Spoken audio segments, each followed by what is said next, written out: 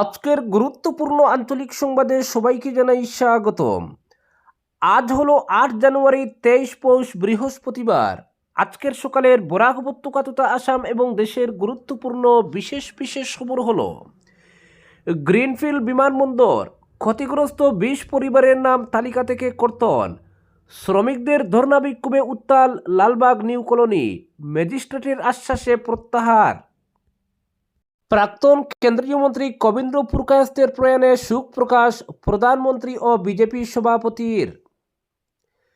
গ্রাহক সেবা কেন্দ্রে মাদক বিক্রি, হাতিখাল বাজারে হেরোইন সহ আটক পোস্ট অফিস পেমেন্ট ব্যাংকের কর্মী। বাজারে ছোড়া পুলিশের জালে দাগি চুর অমরুল।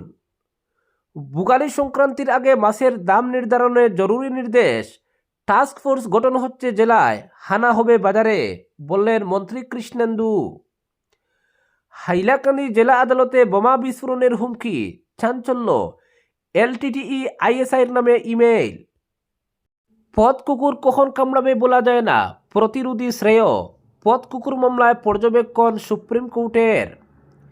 বিহারের শিক্ষা ব্যবস্থার দুরবস্থা নিয়ে দীর্ঘদিন ধরেই প্রশ্ন উঠছে। বিহারের শিক্ষকদের পথ কুকুর গুনার নির্দেশ। প্রথমবারের মতো রবিবারে পেশ হবে বাজেট, ইতিহাস গড়তে চলেছে সংসদ। টানা অষ্টমবার বাজেট পেশ করতে চলেছেন নির্মলা সীতারমণ। এবং সর্বশেষ খবরটি হলো, চীন রাশিয়া ইরানের সঙ্গে সম্পর্ক ছিন্ন করতে ভেনেজুয়েলাকে ফরমান আমেরিকার। তেল ভান্ডারে ট্রাম্পের দখলদারি, 50 মিলিয়ন ব্যারেল ক্রুড অয়েল নেবে আমেরিকা। এবারে শুনুন বিস্তারিত খবর। গ্রিনফিল্ড বিমানবন্দর নির্মাণে ক্ষতিগ্রস্তদের মধ্যে 20 পরিবারের নাম পুনর্বাসন তালিকা থেকে বাদ পড়েছে। এ নিয়ে বুধবার শ্রমিকদের ধর্ণা বিক্ষোভে উত্তাল হয়ে ওঠে বড়খোলার লালবাগ নিউ কলোনি। একই সঙ্গে স্কুল, স্বাস্থ্যকেন্দ্র, শ্মশান নির্মাণ সহ ভূমির পাট্টা দেওয়ার দাবি নিয়ে বুধবার লালবাগ নিউ কলোনিতে প্রতিবাদী ধর্ণায় বসেন লালবাগ নিউ কলোনি মনিটরিং কমিটির কর্মকর্তারা। এদিন ধর্নাস্থলে সকাল 9টা থেকে দুপুর 12টা পর্যন্ত টানা 3 ঘন্টা প্রতিবাদী কণ্ঠে বিভিন্ন স্লোগান দিতে থাকেন শ্রমিকরা। পরে ম্যাজিস্ট্রেট সিদ্ধার্থ কুমারের আশ্বাসে ধর্না প্রত্যাহার করে শ্রমিকরা। ধর্না চলাকালে মনিটরিং কমিটির সভাপতি রামেশ্বর স্মিদ্দা, সম্পাদক রঞ্জিত রি, গৌতম ভূমিজরা ক্ষোভ ব্যক্ত করে বলেন, আমরা বিমানবন্দর নির্মাণের বিরুদ্ধে নই, কিন্তু এর জন্য আমরা ন্যায্য অধিকার থেকে বঞ্চিত কেন হব, তাই কোনো অবস্থায় এটা মেনে নেব না। তারা আরও বলেন, ভূমির পাট্টা সহ পুনর্বাসনের তালিকা থেকে বাদ পড়া 20 পরিবারকে পুনর্বাসন দিতে হবে। এছাড়াও নিউ কলোনিতে স্কুল, স্বাস্থ্যকেন্দ্র, শ্মশান নির্মাণ সহ পুনর্বাসন হলে বাউন্ডারি দেওয়াল নির্মাণ করে দিতে হবে।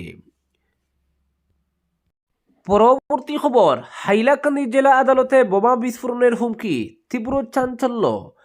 হাইলাকান্দি জেলা ও দায়রা আদালতে বুধবার সকালে ভয়াবহ বোমা বিস্ফোরণের হুমকি সংবলিত এক ইমেইল পৌঁছানোর পর গোটা জেলায় ব্যাপক চাঞ্চল্যের সৃষ্টি হয়। আদালতের সরকারি ইমেইল আইডিতে পাঠানো ওই বার্তায় আদালত ভবন লক্ষ্য করে বিস্ফোরণের হুমকি দেওয়া হয় বলে জানা গেছে। এলটিটিই, আজাদ কাশ্মীর ও পাক গোয়েন্দা সংস্থা আইএসআইয়ের তরফে এই হুমকি প্রদান করা হয়েছে বলে ইমেইলে দাবি করা হয়েছে। বুধবার সকালে এই খবর চাউর হতেই আদালত চত্বরে নিরাপত্তা ব্যবস্থা বাড়িয়ে দেওয়া হয়। পুলিশ ও সিআরপিএফ নিয়ে ছুটে যান হাইলাকান্দি পুলিশের ডিএসপি। আদালত চত্বরে মেটাল ডিটেক্টর নিয়ে মাঠে নামেন জেলা পুলিশের গোয়েন্দা বাহিনীর সদস্যরা, কিন্তু বোমার কোনো হদিশ পাওয়া যায়নি। তবে হঠাৎ করে হাইলাকান্দিকে কেন বোমার টার্গেট করা হলো, এ নিয়ে নানা প্রশ্ন দেখা দিয়েছে। আত্মঘাতী বোমার হুমকিতে এদিন আদালতের কাজ বন্ধ না হলেও স্বাভাবিক কাজকর্মে ব্যাপক প্রভাব পড়েছে বলে খবর পাওয়া গেছে। প্রাপ্ত সূত্রে জানা গেছে, বুধবার সকাল 7টা 41 নাগাদ হাইলাকান্দি জেলা দায়রা জজ ও সিজেএমের অফিসিয়াল ইমেইল অ্যাকাউন্টে বোমা মেরে আদালত চত্বর উড়িয়ে দেওয়ার ইমেলটি আসে জনৈক অরুণদালে কুমার নামের এক ব্যক্তির হটমেল আইডি থেকে। মূল ইংরেজি ইমেল স্ক্রিপ্টে প্রেরক দাবি করে তামিলনাড়ুতে 1979 সালের নাইনর দাস পুলিশ ইউনিয়নের সুপারিশ বাস্তবায়নের দাবিকে সামনে রেখে এই হুমকি দেওয়া হয়েছে। ইমেইলে আরও অভিযোগ করা হয়, তামিলনাড়ুর কিছু পুলিশ সদস্য দীর্ঘদিন ধরে অপমানজনক আচরণের শিকার হচ্ছেন। এই অভিযোগকে কেন্দ্র করেই হুমকির কথা বলা হয়েছে।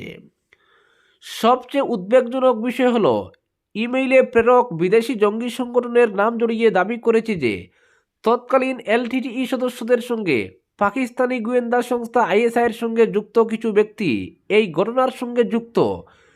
যদিও এইসব দাবি একমাত্র ইমেইল প্রেরকের বক্তব্য, প্রশাসন বা নিরাপত্তা সংস্থার তরফে এখনও এর সত্যতা নিশ্চিত করা হয়নি। পরবর্তী খবর, ভোগালী বিহু মকর সংক্রান্তিতে মাছের দাম নিয়ন্ত্রণে রাখতে সক্রিয় হলেন রাজ্যের পশুপালন মৎস্যমন্ত্রী কৃষ্ণেন্দু পাল। জনগণ যাতে উপযুক্ত মূল্যে মাছ মাংস কিনতে পারেন সেজন্য দাম নির্ধারণ করে দিতে প্রত্যেক জেলা আয়ুক্তকে জরুরি নির্দেশ পাঠানো হয়েছে মৎস্য বিভাগ থেকে। জেলা প্রশাসনের নির্ধারণ করে দেওয়া দামে মাছ বিক্রি হচ্ছে কিনা সেটা দেখতে বাজারে বাজারে মনিটরিং টিম পাঠানোর প্রস্তুতি নেওয়ার কথাও বলা হয়েছে জেলা আয়ুক্তদের। প্রতিবার ভোগালী বিহু মকর সংক্রান্তিতে লাগাম ছাড়িয়ে যায় মাছের দাম। পরম্পরা রীতি বজায় রাখতে বাজার থেকে মাছ মাংস কিনে আনা কঠিন হয়ে পড়ে গ্রাহকদের পক্ষে। মকর সংক্রান্তিতে চিতল মাছের চাহিদা থাকে সবচেয়ে বেশি, কিন্তু বড় চিতলের দাম তখন 1000 টাকা ছাড়িয়ে যায়। রুই কাতলার দামও বেড়ে যায় অস্বাভাবিকভাবে। মকর সংক্রান্তি ভোগালী বিহু এগিয়ে আসায় এবারও চড়তে শুরু করেছে মাছের বাজার, কিন্তু বাজারে মৎস্য বিভাগের কোনো নিয়ন্ত্রণ চুকে পড়েনি এতদিন। কিন্তু এবার সক্রিয় হয়েছেন পশুপালন মৎস্যমন্ত্রী কৃষ্ণেন্দু পাল। তার নির্দেশে মৎস্য বিভাগ থেকে প্রত্যেক জেলা আয়ুক্তকে মাছের দাম নির্ধারণের জন্য নির্দেশ পাঠানো হয়েছে। মঙ্গলবার মৎস্য বিভাগের সচিব কাব্যশ্রী মহন্ত প্রত্যেক জেলা আয়ুক্তের কাছে জরুরি চিঠি পাঠিয়ে নির্দেশ দিয়েছেন, ভোগালী বিহুর আগে মাছের দাম নির্ধারণ করে দেওয়ার ব্যবস্থা নিতে হবে। নির্দেশ পালন করে জানাতে হবে বিভাগকে। তাছাড়া বাজারে বিক্রেতারা নির্ধারিত দামে মাছ বিক্রি করছেন কিনা পুরো জেলায় সেটা দেখতে মনিটরিং টিম প্রস্তুত করার নির্দেশও দিয়েছেন মৎস্য বিভাগের সচিব। বুধবার মৎস্য বিভাগের মন্ত্রী কৃষ্ণেন্দু পাল বলেন, বাজারে মাছের দাম এখন থেকে চড়তে শুরু করেছে। ভোগালী বিহু মকর সংক্রান্তিতে মাছ মাংসের বিশাল চাহিদা থাকে, তাই এর সুযোগ নেন অসাধু ব্যবসায়ীরা। ক্রেতাদের কষ্ট হয় মাছ কিনতে, তাই এবার মাছের দাম নির্ধারণ করে দিতে বলা হয়েছে জেলা প্রশাসনকে। পরবর্তী খবর, প্রথমবারের মতো রবিবারে পেশ হবে বাজেট, ইতিহাস গড়তে চলেছে সংসদ। ভারতের সংসদ এবার ইতিহাস গড়তে চলেছে। দেশের ইতিহাসে প্রথমবারের মতো রবিবারে কেন্দ্রীয় বাজেট পেশ হবে। ক্যাবিনেট কমিটি এতে অনুমোদন দিয়েছে। চলতি বছর 1 ফেব্রুয়ারি রবিবার পড়ায়। ক্যাবিনেট কমিটি জানিয়েছে রীতি ভেঙে নয়, বরং বজায় রেখেই সেদিন বাজেট অধিবেশন বসবে। অর্থমন্ত্রী নির্মলা সীতারমণ টানা অষ্টমবার বাজেট পেশ করতে চলেছেন। সাধারণত রবিবারে সংসদের অধিবেশন হয় না, তবে মোদী সরকার 2017 সালে বাজেট পেশের দিন পরিবর্তন করে 1 ফেব্রুয়ারি স্থির করেছিল। তার আগে বাজেট পেশ হতো ফেব্রুয়ারির শেষ দিনে। নতুন অর্থবর্ষের সঙ্গে বাজেট কার্যকর করার সুবিধার জন্যই এই পরিবর্তন আনা হয়েছিল। সেই রীতি এবারও অক্ষুণ্ণ থাকছে। রবিবারে সংসদ খোলা রাখার নজির বিরল। এর আগে মাত্র 2 বার 2012 সালে সংসদের প্রথম অধিবেশনের 60 বছর পূর্তি উপলক্ষে বিশেষ অধিবেশন এবং 2020 সালে করোনা পরিস্থিতিতে জরুরি অধিবেশন বসেছিল। 6 বছর পর ফের রবিবারে বাজেট অধিবেশন বসতে চলেছে। ক্যাবিনেট কমিটির সিদ্ধান্ত অনুযায়ী 28 জানুয়ারি রাষ্ট্রপতি যৌথ অধিবেশনে ভাষণ দেবেন। 29 জানুয়ারি পেশ হবে অর্থনৈতিক সমীক্ষা, আর 1 ফেব্রুয়ারি সকাল 11টায় বাজেট পেশ করবেন নির্মলা। একাধিক রাজ্যে বিধানসভা নির্বাচন সামনে রেখে বাজেটে বিশেষ বার্তা থাকবে কিনা তা নিয়েই এখন রাজনৈতিক মহলে জল্পনা তুঙ্গে। পরবর্তী খবর, বিহারে শিক্ষকদের পথ কুকুর গুনার নির্দেশ। বিহারের শিক্ষা ব্যবস্থার দুরবস্থা নিয়ে দীর্ঘদিন ধরেই প্রশ্ন উঠছে। তার মধ্যে শিক্ষকদের উপর চাপানো হচ্ছে একের পর এক বাড়তি দায়িত্ব। জনগণনা, এসআইআর, জাতি সমীক্ষার কাজের পর এবার শিক্ষকদের দেওয়া হলো পথ কুকুর গুনার দায়িত্ব। রোহতাস জেলার সাসারাম পৌরসভা সম্প্রতি একটি নির্দেশিকা জারি করে জানিয়েছে, প্রতিটি স্কুল থেকে একজন শিক্ষককে নোডাল অফিসার হিসেবে নিযুক্ত করতে হবে।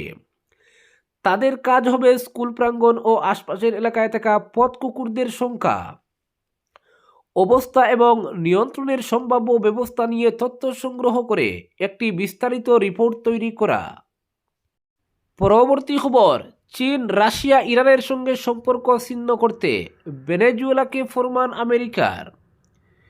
ভেনেজুয়েলার বৈদেশিক সম্পর্কের সমীকরণ এখন থেকে ঠিক করবে ওয়াশিংটন।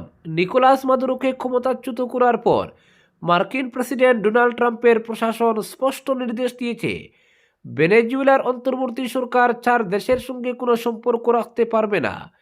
তালিকায় রয়েছে চীন, রাশিয়া, ইরান ও কিউবা, যাদের সঙ্গে দীর্ঘদিনের অর্থনৈতিক ও প্রতিরক্ষা সমঝোতা ছিল ভেনেজুয়েলার। আন্তর্জাতিক সংবাদ মাধ্যমের রিপোর্ট অনুযায়ী ভেনেজুয়েলাকে অধিক পরিমাণ তেল উৎপাদনের অনুমতি তখনই দেওয়া হবে যখন তারা এই 4 দেশের সঙ্গে সম্পর্ক ছিন্ন করবে। ট্রাম্প প্রশাসন আরও জানিয়েছে ভেনেজুয়েলার তেল বিক্রির অধিকার থাকবে কেবল আমেরিকার হাতে। বাজার মূল্যে বিক্রি হওয়া তেলের অর্থ নিয়ন্ত্রণ করবেন প্রেসিডেন্ট ট্রাম্প নিজে, যা ব্যবহার করা হবে দুই দেশের জনগণের উন্নয়নে। বিশেষজ্ঞদের মতে এই নির্দেশ ভেনেজুয়েলার জন্য কূটনৈতিক বিপর্যয়, কারণ দেশটির উৎপাদিত তেলের প্রায় 70% এতদিন কিনত চীন। পাশাপাশি রাশিয়া ও চীনের বিপুল বিনিয়োগ রয়েছে ভেনেজুয়েলায়।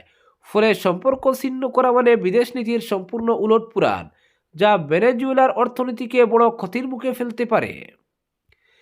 এদিকে ভেনেজুয়েলার বিপুল তেল ভান্ডারের উপর নিয়ন্ত্রণ কায়েমে এবার সরাসরি পদক্ষেপ নিল মার্কিন প্রেসিডেন্ট ডোনাল্ড ট্রাম্প।